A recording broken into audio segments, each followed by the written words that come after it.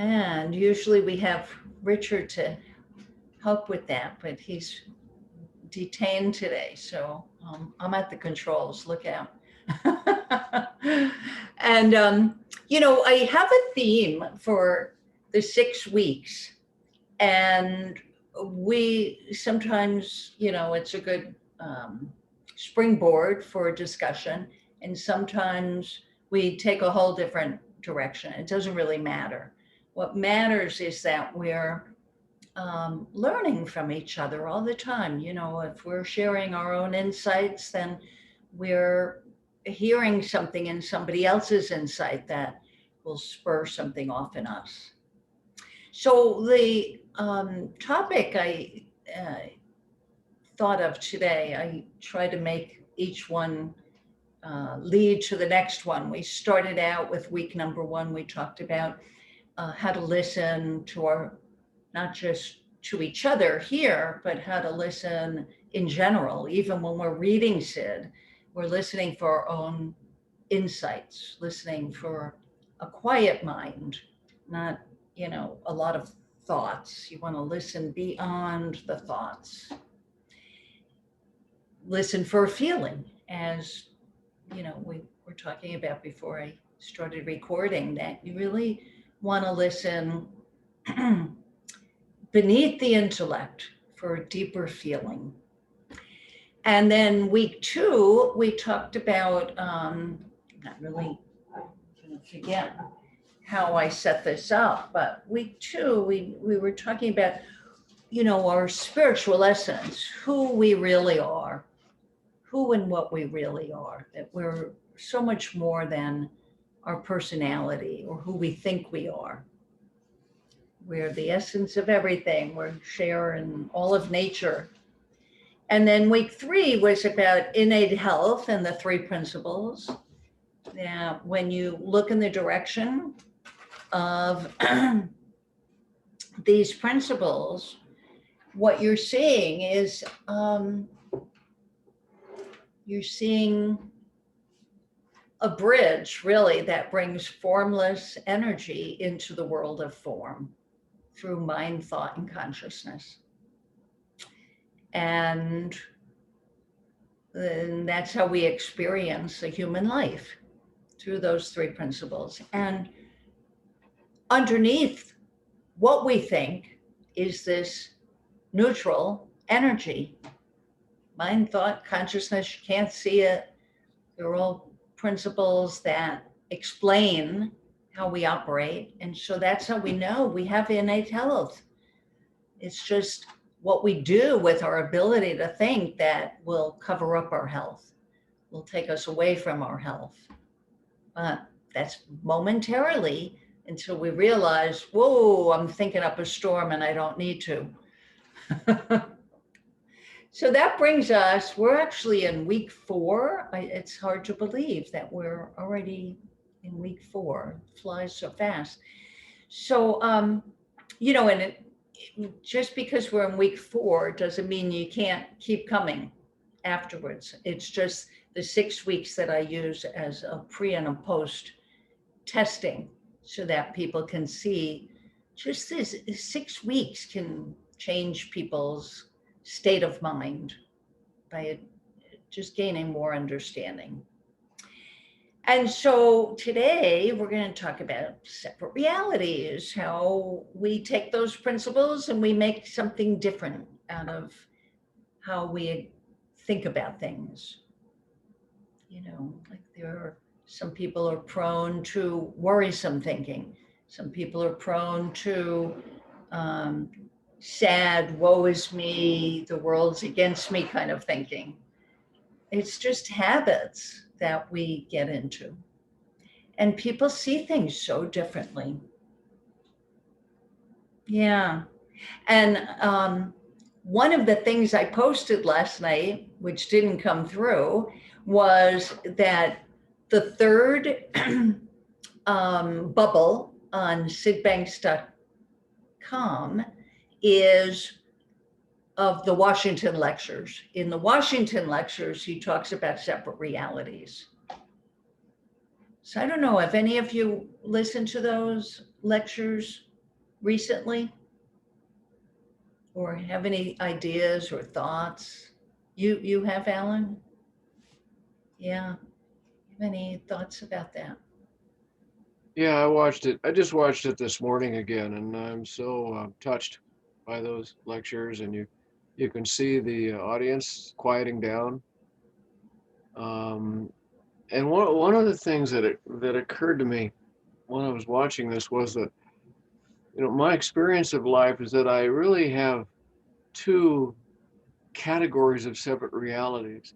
I have the separate realities that are formed from Alan thinking, all his memories and experiences and insecurities. And there's that whole batch that are oftentimes extremely boring.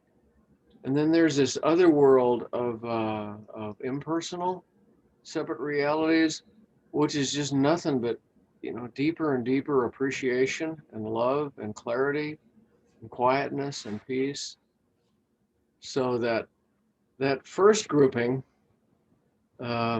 is one way that I can go through life, and the second grouping is another way, and I can shift back and forth between the two. And so I see them as big batches of realities, and each one is infinite.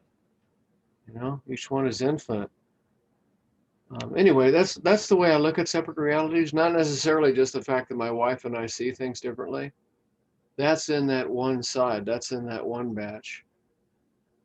But I know that when my wife and I are playing with our little dog, we're seeing the world and experiencing life somewhere in that second batch.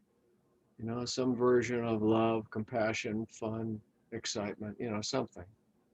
Oh, anyhow, let's Oh, yeah, I love love love that. the love the recording. So thank you. Yeah, I love that. That it's not just separate realities between individual people, it's separate realities within us, right? Like sometimes we're in that space of love and compassion and not bothered by the stuff that we'll bother ourselves with when we're in our. It feels to me like when I'm more in my human, that's when I'm up against a lot of thinking, a lot of maybe negative thinking, ego, whatever you want to call it, the personality, the fears, the worries, all that little brain stuff. So that's like living in separate realities, right? All the time. Yeah. Who else has some insights about that? Hmm. Mark, gotta unmute. Yeah. Yeah. So separate realities. What comes up for me is that I've always looked at it is that we've got two people inside of us. We've got the human and then we've got the being. And because we're living the human experience, we need to go through the human side to understand that the being exists. And what happens is that I find that we get caught up in the human side unknowingly and not really understanding what our being is because we've come here to go through to experience being human. So yeah, that's how I've always looked at it. So it's like two separate realities, but we need both realities to understand the reality that we're living in. Oh, yeah. I love that. Yeah. Yeah. It's almost like big mind and little mind working together, right? Um, yeah. Co creating Yeah. big mind and little mind within each of us, co creating our experience. Mm. Yeah. I think what well for me what I've come more aware of is that we're trying to find our beingness again, because Yeah. we've been caught up inside the human experience. Although we're here to experience the human side, we've completely lost the side of the being. And some people, it's about balance. And sometimes we go too far in the human side, and then we completely forget our being side. And then some people go far too far in their being side and completely forget the human side, but it comes with balance. And once they're balanced, then you'll realize that you are actually a human being living a human experience. Yeah. So that's how I kind of see it. Yeah. That's beautiful. Wow. Yeah. How does that hit the rest of you? Yeah, Karen. If I'm getting this right, I think we can switch. We have a choice as to where we want to be experiencing our life at that point in time. And last week when we talked about the whole opinion thing and how we can get our minds cluttered and worried about opinions and this and opinions of that, and honestly, our opinions are relevant in most places. So not bothering or muddling our mind with that stuff is a choice to live in that peace and that love side, that happy puppy time. That's what time? That happy puppy time that Alan was talking about. Happy puppy time, right? And I'd rather live over there. It's more Yeah. for me. So, Yeah. but you're right. You don't want to completely live there because you've got to experience the rest of life too. We're here for that. But it's Yeah. a choice of where we let our minds be. Yeah. Yeah. I Yeah, love that. I agree with that. What I would, so how, for me, it's like our being outweighs our humanness. Yeah, so it outweighs our humanness, but we don't know it because we live in the human experience. And then as soon as we find our being, then we can enjoy the experience, if that makes sense. Yeah.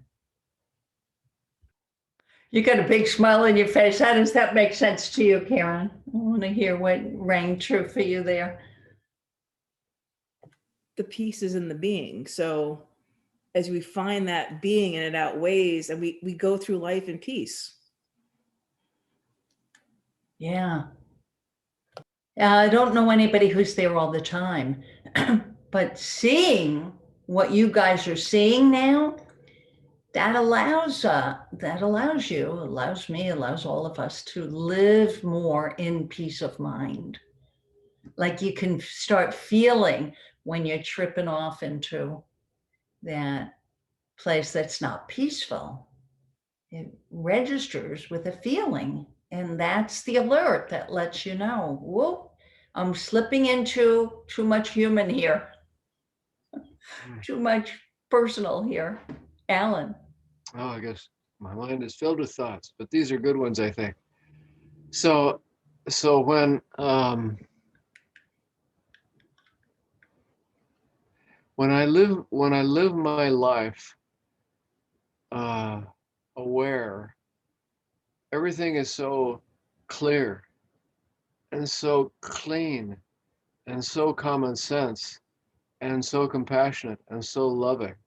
When I live my life from that state of mind, everything makes so much sense.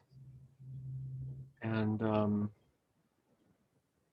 at the other times, it doesn't, and that's okay. That's okay. And it doesn't necessarily, peace of mind. I love peace of mind. I love contentment. I love quiet, and I also love the clarity that comes with that. Um, anyway. Yeah.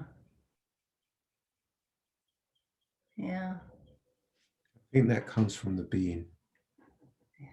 that just actually just naturally just comes from the being unknowingly, because you're just doing, you're just being, you're just living, you're just enjoying, you're just feeling all the way through. And that's where the beauty comes from.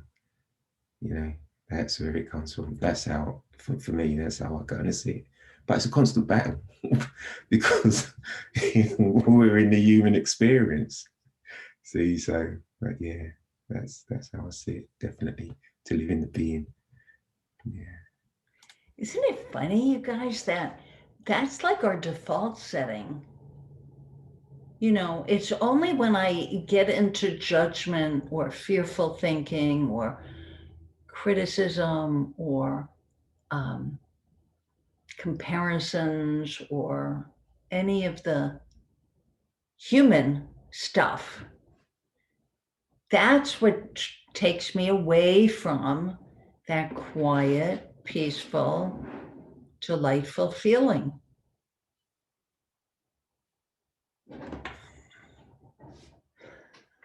And I'm the one who does it. Nobody else does it to me. I'm the one who does it to myself. Oh, I don't, Ellen, what do you think? you made me watch that Washington lecture, Lori, so I'm blaming you for this. I had so many insights watching that. It was just wonderful, you know.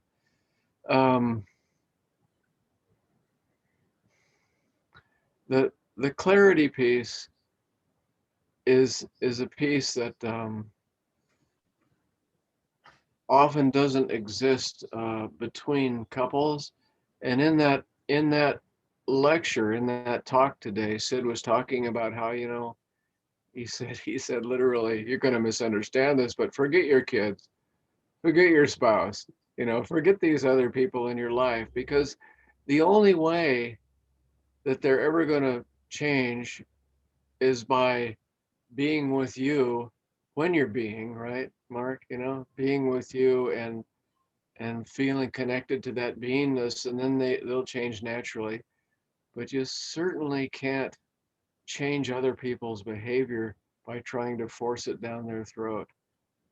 And I thought, man, you know, that's the absolute truth. Been there, done that in the way far past. So Yeah. just more thoughts. Ah, oh, that's great. Joe, yeah. What do you think? Well, I'm just following on really from what both Mark and Alan have just said. And I think when I first became involved in the 3 principles, it was so exciting, and still is, but it was so exciting that I was desperate to spread the word to people. And I'm sure everyone here has probably experienced that. And I don't know, I've realized, you know, it just doesn't work, you know. I remember talking to a friend of mine, and we were having a walk in the park, and she said, she was telling me about one of her friends, and she said she hasn't been on a plane for years. She's really got a phobia about planes. And I said something really crass like, oh, what a shame, because that's all just made up. And she just sort of looked at me and she said, yeah, but you could say that about anything, which of course you actually could. But, you know, I just went about it like a bull in a china shop, really. Yeah. Yeah, I was so glad you mentioned that. Yeah. I think we had another talk where that came up, that I know when you see something for yourself that you find so valuable, so wonderful, of course you want to share it with everybody. And you quickly find out that that doesn't go over very well. Exactly. I had a family member who suffers, you know, takes medication, suffers from anxiety. And she said to me, well, I'm glad you found something that works for you. Okay.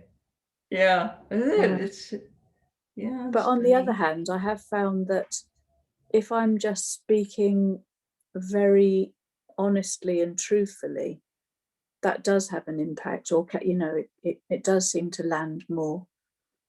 But if Yeah. I'm trying to actually repeat something from the principles, that's when I've never found it to be effective. So I've stopped trying to do that now. Yeah. I know I've mentioned this here. I don't know if it was, if you were all on that call then. I know Joe wasn't. But I don't know if you heard Dr. Pettit's story, Bill, about his wife, Linda.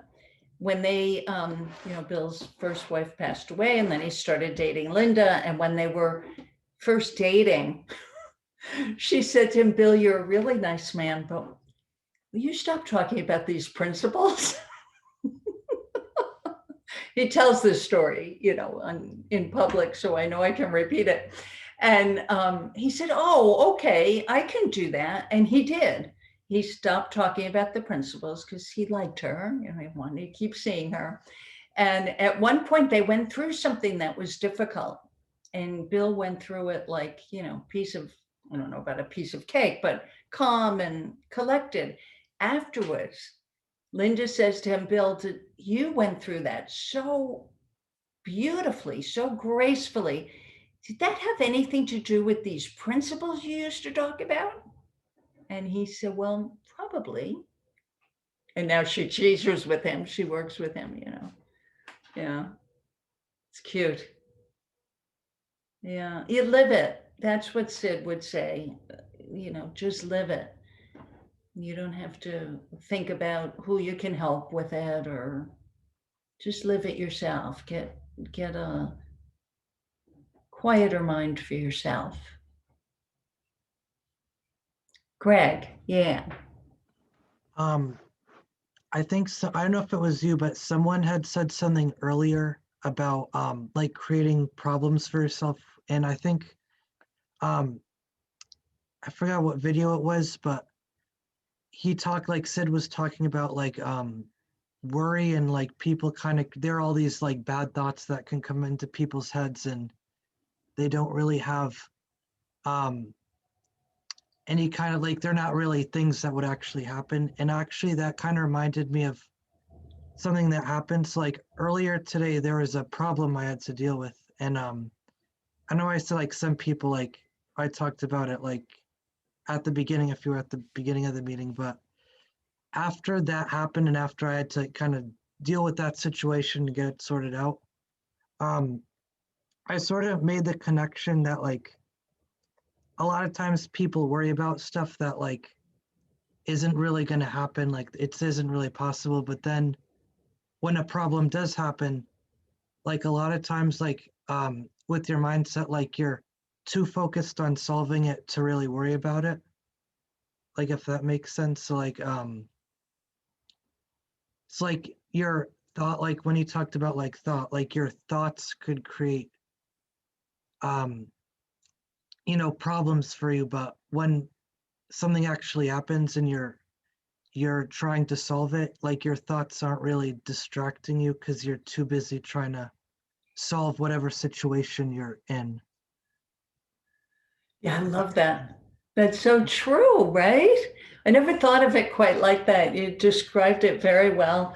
That when a problem, really does happen, you're just focused on taking care of it. You're not worried about taking care of it. You are taking care of it. That's beautiful. I never quite thought of it like that. Yeah. See how we piggyback off of one another. It's so cool. Yeah. Oh, Alan. Sid told this story in the video, which I highly recommend. He said, with regards to worry, there's really only two things to worry about. If you're sick or healthy, if you're healthy, there's nothing to worry about. If you're sick, you're either going to get better or you're going to get sicker. If you get better, there's nothing to worry about. If you get sicker, you're either going to survive or you're going to die. If you're going to survive, there's nothing to worry about. If you're going to die, you're either going to go to heaven or you're going to go to hell. If you go to heaven, there's nothing to worry about. If you go to hell, you're going to be too busy shaking the hands of all your friends who are there too. To worry. remember that. Yeah, what video is that in? Do you remember, Alan? Yeah, that was Separate Realities number 2, I think, the second one. Really? Oh, I Yep. didn't realize that's where it was. Oh, that's so funny. Perfect. Yeah, so perfect. So it's in the Washington lectures that are on sidbanks.com, the shorter version. Yeah, I know. I love that story. Be too busy shaking hands with your friends. He had such a good sense of humor, didn't he, Sid? Yeah. Wow. And before his experience, from what I understood, he knew how to worry, right? He talked about how insecure he was. Yeah. Worry takes up so much energy. And when you're in this situation that needs attention, no matter how big a problem is, you just take care of it. What else are you going to do? You just take care of it.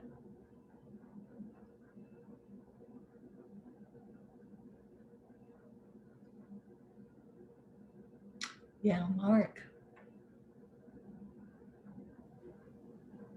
I know it's easy words to say, but the beauty is with acceptance comes freedom. Because it's because we're not accepting whatever it is that's what entraps us in our own prison. And as soon as we start accepting what is, then that's when we see freedom. Yeah. Yeah, so true. So true. We're not a victim of circumstances. We're just experiencing a circumstance. But it doesn't have to victimize us. Yeah. Just experience being human. You know, with all the ups and downs and ins and outs. It's just what we all go through. Karen. Well, and just like what Mark was saying, I saw this little thing on Facebook, and there's little screenshots when you see the inspirational things that touch you. Your peace is more important than driving yourself crazy, trying to understand why something happened the way it did. Let it go. It's like, yeah, my peace is more important than any of this stuff. So Yeah, right. It's putting things in perspective, isn't it? And isn't it interesting how the human brain wants to analyze? Why did that happen?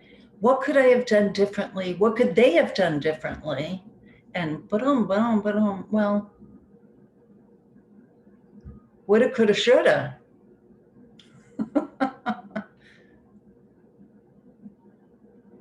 You know what else I love? How, they say that hindsight is 20/20. Like we can see so clearly when we're past something. You look back at it and you say, oh, wow, I could have done that more gracefully, or whatever occurs to you. Well, you could beat yourself up with that information that comes to you after the fact, or you can say, thank you. Thank you for that piece of wisdom, because if I saw that wisdom back then, I would have done just that. I would have done it differently. But you can't help it. Nobody can help. They can't help but see what they see in that moment, how it looks to them in that moment. And it's so cool too, that we see how this works within us. We can all relate to what all of us are saying. We can relate to it all. And that's how you know that this works for other people the same way. Other people, everybody's up against their own thinking that looks real to them, except it looks more real to them because they never heard of the 3 principles. So it looks even more real to them. Most people, right, are going through life freaking themselves out and freaking other people out a lot more than is necessary. If they realized it was coming from them, they wouldn't do it. Yeah, Joe.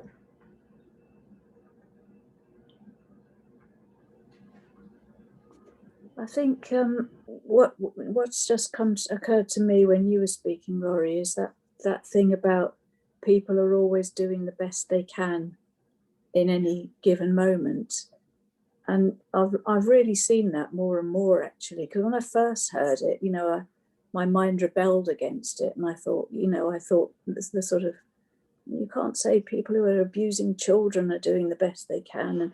But I feel now I've got a kind of a deeper feeling about it. And I know that it is true. Yeah. Yeah. I love that. Thank you for pointing that out. And I love this term, psychological innocence, really speaks to that.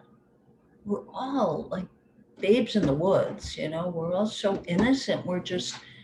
Everybody is trying to do their best they can, even people who have committed crimes. You hear some of them, like there was this fellow. Did you catch that, Mark? You were at that 3P UK conference where the man, Dave, I think is his name, he was a prisoner.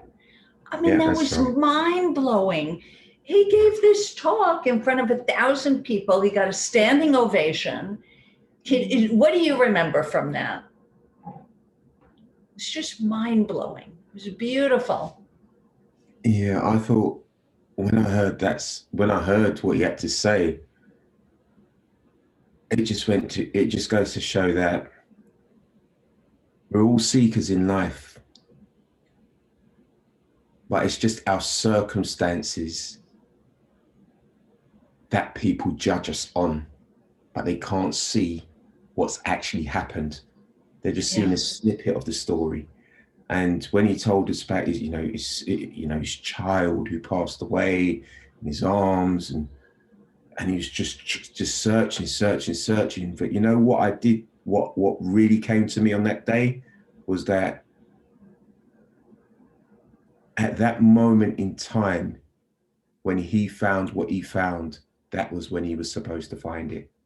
And that was meant to be his story of finding himself, of finding his being, and understanding who he was and how he can save many, many people with what he has to share from his life experiences of his humanness, of life.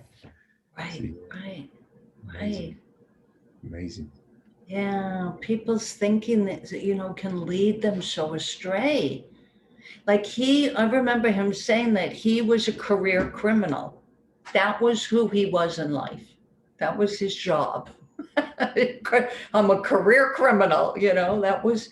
And then when he realized that that's just who he thought he was, he thought that he had no choice but to steal from people.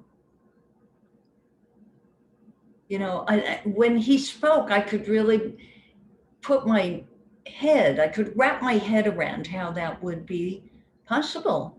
But for grace go I could have had that thought when I was younger, through a series of things and what I made of those things. And then he realized,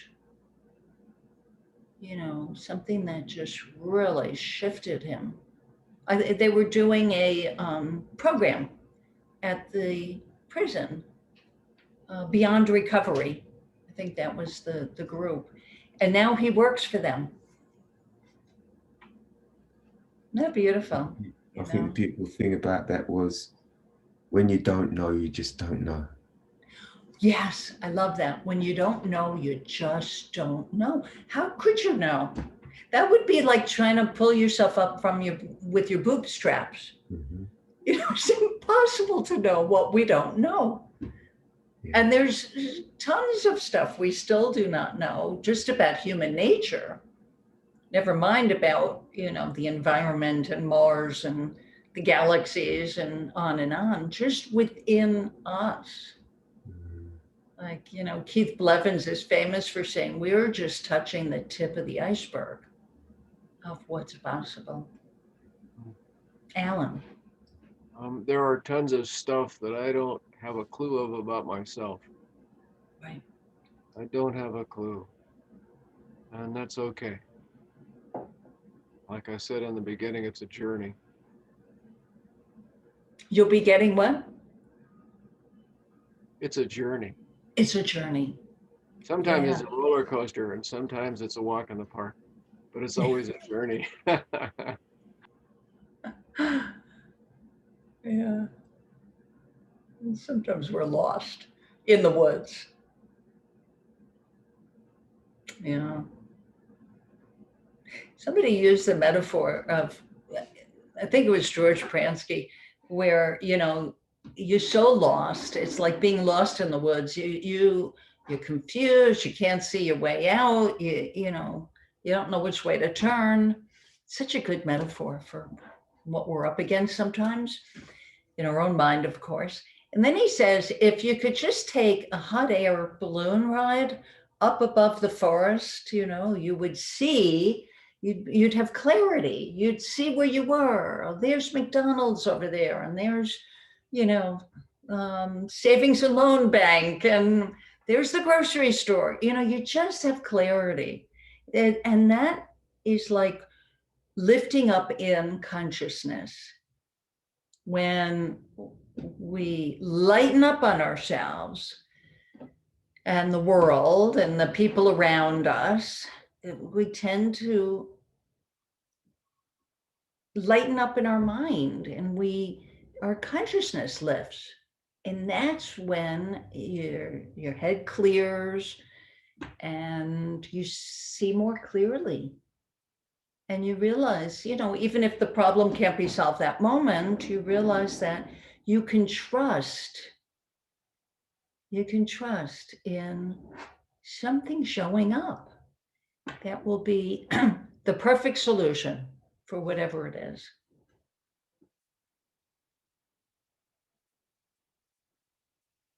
Yeah, Mark. Yeah, I'd just like to add to that. You know, I said it earlier on, but that's where the freedom comes from, through the acceptance. Yeah. Because once you accept, something will always show up so beautifully, because you've accepted what you never thought, what you thought that you would be resisting. Yeah. So when you've accepted it, something just amazing shows up. You just look at it in such a different way, different perspective, and it just looks awesome. So that's why I use the word, with acceptance comes the freedom. Yeah. You know, because I think we just it's very easy to get caught up in our own prisons, because we don't want to accept something, we're fighting against it. And then while we're fighting against whatever we're fighting against, we're creating and creating and creating and creating and getting caught up inside the mind, inside our thoughts. But as soon as we say, okay, well, that's the situation, that's how it goes, then it's like, oh, okay, that's how it goes.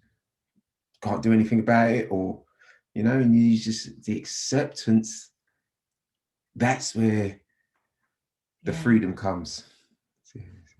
Yeah. Yeah. Thanks for circling back to that, Mark. Yeah, Alan. Oh, yeah, thanks, Mark. You reminded me that one of my favorite phrases in the middle of the night, if I have an anxious thought, is, oh, I'm scared, so what? And that little so what takes it away. Yeah. I'm scared, so what? Yeah.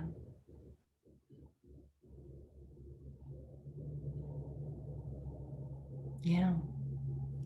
Well, and that goes back to a few weeks, probably a month ago now. I think Greg was like, the back in the moment. Okay, that wakes me up at night, and it's like, but I'm safe in my bed. There's nothing going on right now. And you just own that, and it goes away, and sleep comes back again for me. Yeah, I love that. That's so funny, isn't it? That, We can just think up a storm. And then we realize, wait a minute, I'm totally safe. What am I doing to myself? Yeah. And then there are the times we're doing that and we're not aware that we're doing that. We're just caught up in the thought storm. And there's nothing you can do, right? You don't, because you're not aware. You just caught up. And then, ooh, there's a clearing, and you're aware of what you were just bothering yourself with. And gratitude comes in then. Really handy to just be grateful when you have a clearing. Because we're not in control of that. Hmm. Yeah, Alan. Roger Mills used to tell this story, and I don't know where he got it, but he says, when you're having a thought storm, and thank you for reminding me of this story, he used to say, it's like you're in a little boat, you're out in the ocean, and all of a sudden the storm comes up and the waves are 30 feet high and you're thrashing around. Well, what you should do is go inside, sit down inside the boat, let the boat take care of itself, and wait for the storm to pass. Yeah. Another great metaphor. Yeah. There it is, acceptance and freedom, like Mark was saying. Yeah. Instead of fighting against it.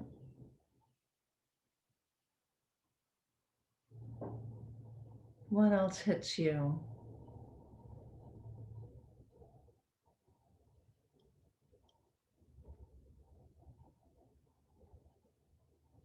Any insights that you had off topic? It could be a whole different topic in the past week.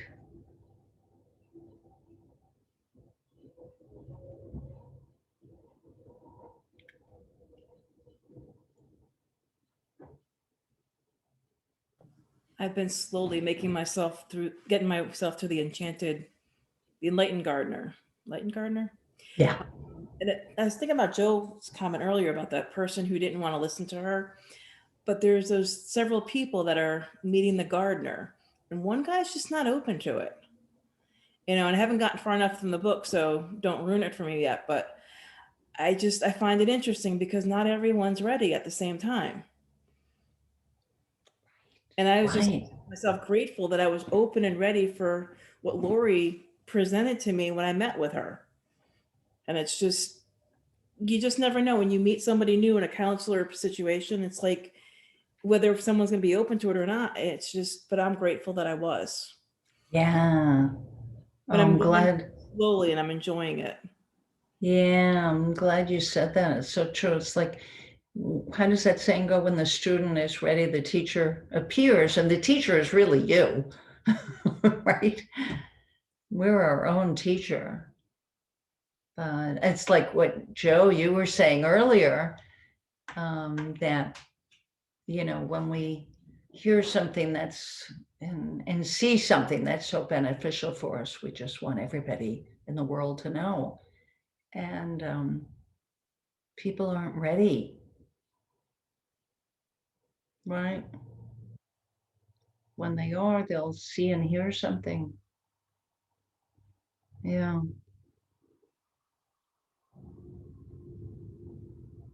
Hmm. Do the rest of you find that you're dying to share what you're learning and seeing, and you come up against people who like, stay away from me. I don't want to hear that, Ellen. I gave that up decades ago. It was way too painful, way too painful. And that holds true for your wife, your friends. It holds true for everybody. Yeah. But just be yourself. Yeah. Be yourself. Live your best life. Yeah. And it'll either spread or won't. Pretty Yeah, I know. It reminds me of the Jan and Chip story. Jan and Chip Chipman, such a funny name. Maybe you've seen them, and they've talked about this at several conferences, how Jan found herself in a lecture by Sid, not intending to be there, but it was her ride home. So she was like a captive audience, and it really struck her. She really heard her very first lecture. And so Chip did not take so well to it. He would say, I don't want to hear anything about that thought stuff. I don't want to hear about that. Don't tell me any of that thought. That's ridiculous. Yeah. But obviously, he saw something too at some point. Yeah. Such a funny story. Mark. Yeah.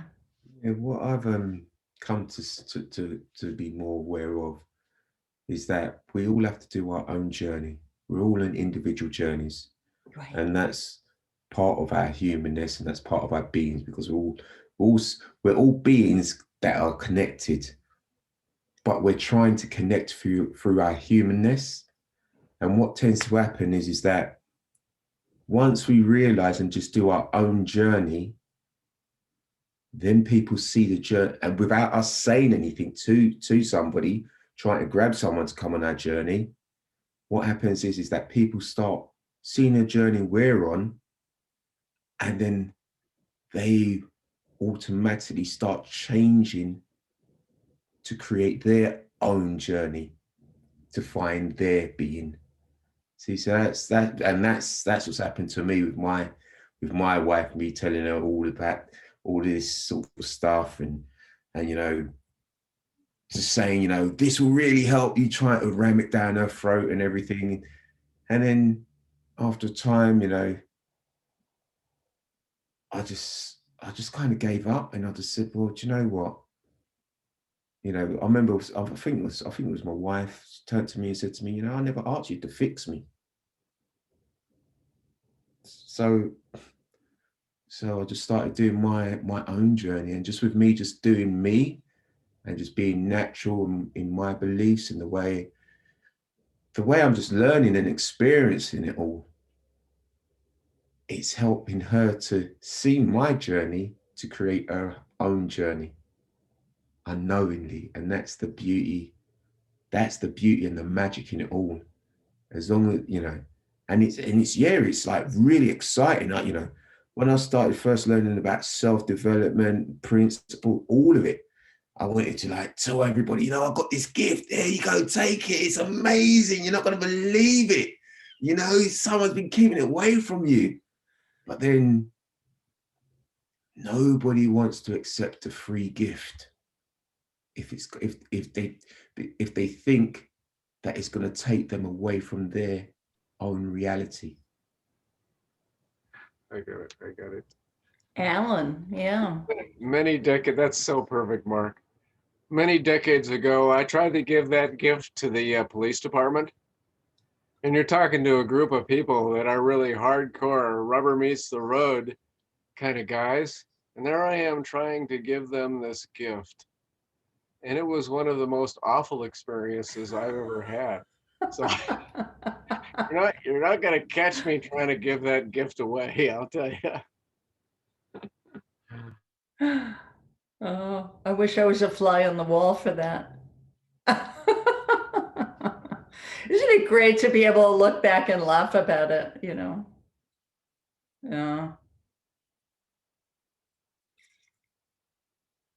Yeah, I actually had a similar situation. A long time ago, I was asked to present to a group of salespeople, and they wanted to make sure ahead of time.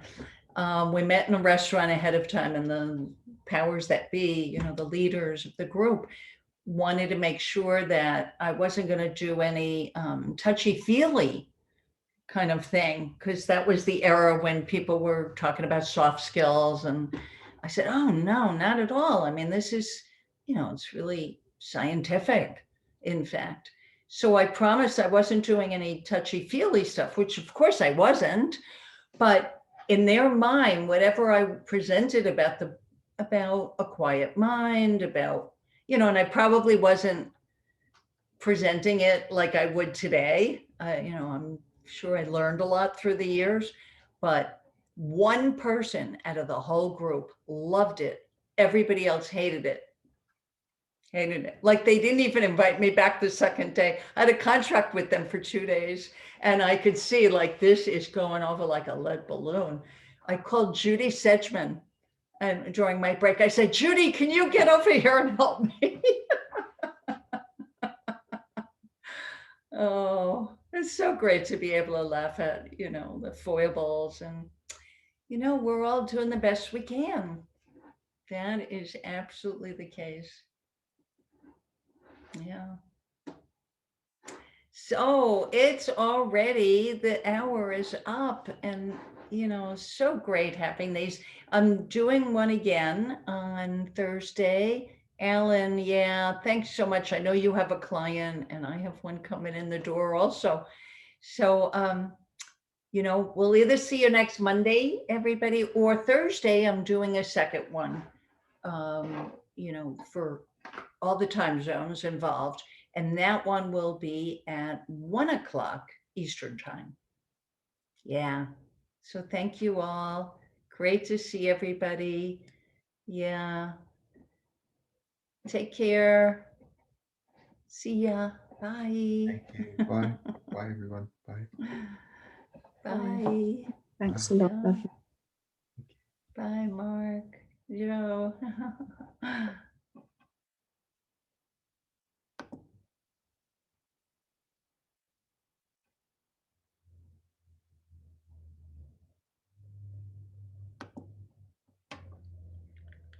Ah.